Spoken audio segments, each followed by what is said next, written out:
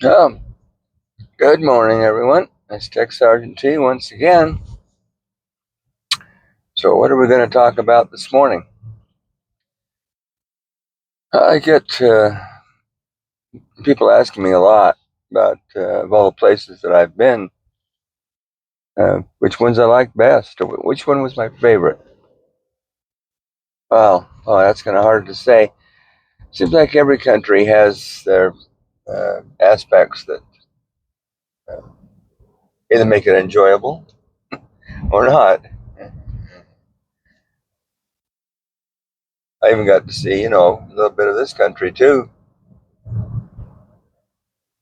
Basic training when I went in the Air Force was in San Antonio, Texas, which has quite a colorful history. I didn't realize that the Alamo, it's a real symbol of the uh, struggle for independence in the state of Texas, is right downtown San Antonio. See pictures of it, you think it's out of ways, sitting by itself, but no, right across the street from the Davy Crockett Hotel, right down in the middle of the town. And it's smaller than what you'd think. Of course, the only thing left is, I guess, maybe the chapel area. It's very impressive, though. It's quite interesting to go down there and see the Alamo. I spent actually 3 different times in San Antonio. I was there for basic training. It's also the headquarters for what was the Air Force Security Service. So I was there a couple of times with my family between overseas assignments. Where did I go next? Keesler Air Force Base, Biloxi, Mississippi, on the Golden Gulf Coast. It's kind of a backwater town, I have to admit. The base was a big portion of their economy. You had the Gulf of Mexico on one side, and then the Back Bay, they called it, on the other side. You occasionally see an alligator there. I know they always told you that if you're golfing and you knock your ball into the rough, to take the drop, not to go after it. You don't know what was back there. Of course, since then, from what I can see, they've had a lot of nice big hotels. Certainly weren't there when I was there. And then they sent me to Pakistan, which wasn't supposed to happen anyway. How many people in that class? Let's see. There was 4 new guys like me. Then we had 2 people cross training. One was a staff sergeant, one was a sergeant. Then a mysterious gentleman who spoke Mandarin and Cantonese, Chinese. He was there for what they called additional training. So I'm not sure exactly what he did. But we'd go to class early in the morning. I'd go back to the barracks about noon or 1 o'clock, just in time for one of their many convection storms get rained on while we're crossing the flight line. And we wore starched fatigue uniforms. Do you know what rain does to starched fatigues? And it was very uncomfortable. Trying to think how long we were there. It was several months. And supposedly, whoever was the honor graduate got their choice of assignment. Well, I was the honor graduate, and I went to Pakistan just like everybody else. The sergeant got the Berlin assignment. The rest of us, except the guy who spoke Chinese, he didn't go with us. I don't know where he went.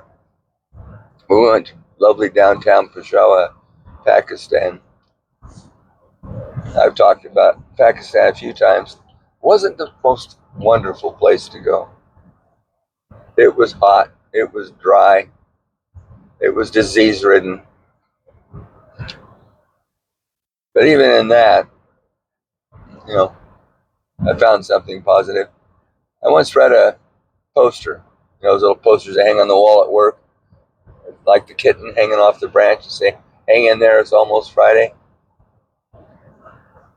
This particular one said, "Eat a live toad the first thing every morning, and the rest of your day has to be better." Well, that was Pakistan for sure. Spent 15 months there. I always say it's the only place I've ever been where I went down to the clinic and asked for more shots. It was kind of scary. I mean, when you're going on an assignment and you have this whole battery of vaccinations, yellow fever, bubonic plague, and a couple that had names you didn't even know what they meant, it's not going to be the best place in the world. Excuse me. But it was, we had our moments. I did actually do a lot of drinking there. So we worked shift work.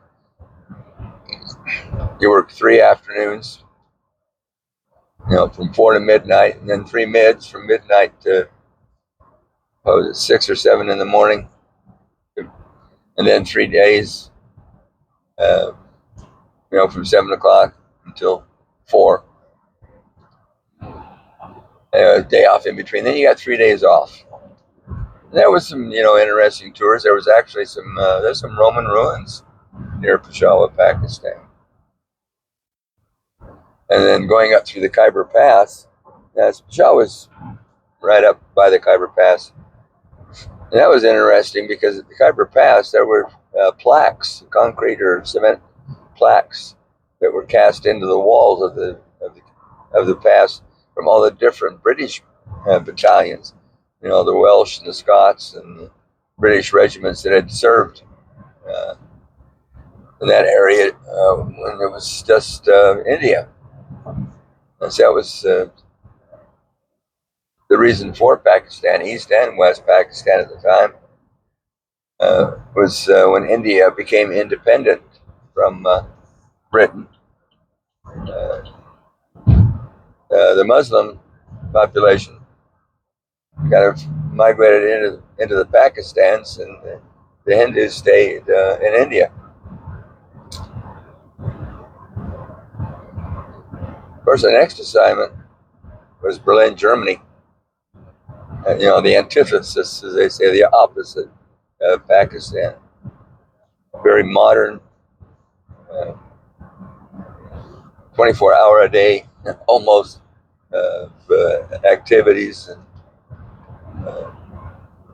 restaurants and bars, and you have the Berlin Jazz Festival every year, and you had concerts and the ballet, and a great history. We were billeted in the Tempelhof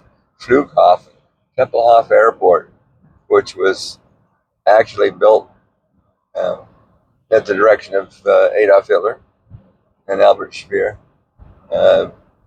before World War II started, or just as it was starting. Amazing building. The building was a long curve, a mile long. We were in one half of it, and the German immigration was in the other half. 6 stories above ground, 6 stories below ground. The same building that the Luftwaffe, the German Air Force, occupied. Big white hallways, a lot of stone and steel. It was, like I said, a very impressive building. And to be there, not too far from the Reichstag, and of course the Berlin Wall. For some reason, a lot of people think that the Berlin was on the border between East and West Germany. It wasn't. It was 110 miles into East Germany. Berlin literally, boy, the tongue hasn't started yet this morning, literally was surrounded by wall. They called it an island of freedom. They were very proud of that fact that they were right there in the middle of communist East Germany, still a more or less democratic society. And what was good about Berlin? Yeah, just about everything.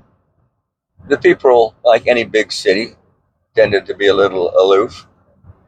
Um, but the activities there, like I said, the ballet and the jazz festival and all of those activities were just fantastic.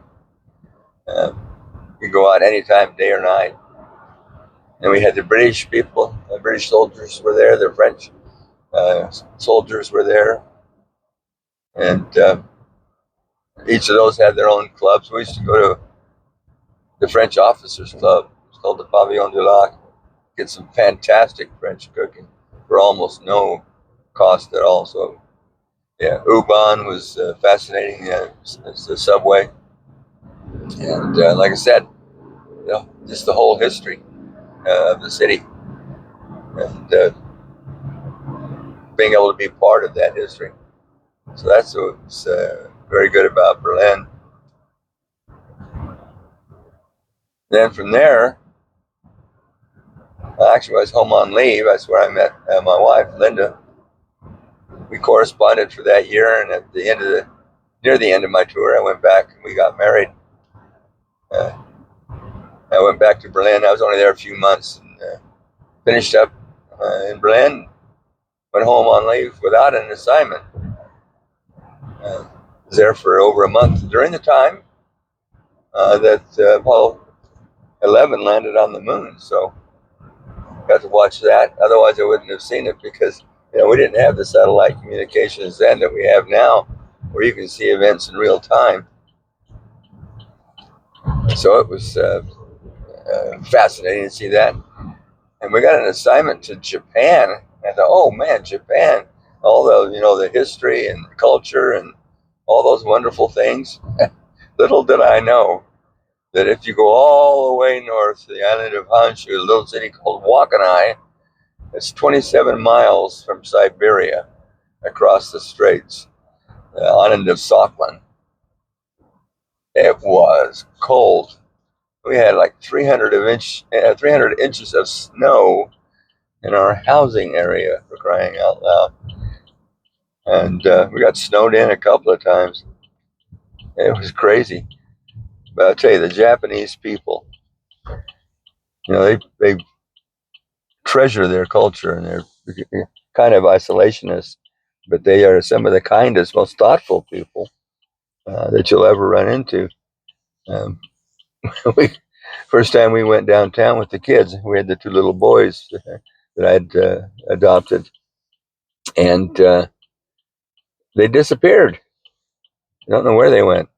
And we started to panic a little bit when a shopkeeper came up to us, and we found the boys surrounded by all these Japanese people because they were little blondes. They were rubbing their heads. And matter of fact, my number two son, he started wearing his baseball hat pulled down over his ears because he had a blonde crew cut, and they were always trying to rub his head. But they would take the boys and take them from shop to shop and get them little gifts, little wind-up toys, and little decks of cards, and all kinds of stuff. And it was, uh, that's why I trusted them. We trusted them. We would get off the bus. They'd go into a shop. We'd go do our shopping, come back, and go to get on the bus, and they'd bring the kids out to us. It was really something. And of course, the fish. My wife is a big seafood eater. Their crab and things like that. I don't care for it myself, but she said that it was really fantastic. Um, so it was a really good experience. Well, I'm going to have to talk faster or live farther from home because I'm just about to work. I'm going to wrap this up, but we'll continue tomorrow. Uh, Finishing this up. There's still a few places to go. So you guys have a great day, and as we always say, like, share, and subscribe. We'll see if we can get this channel off the ground. Thanks so much. Appreciate it. So long.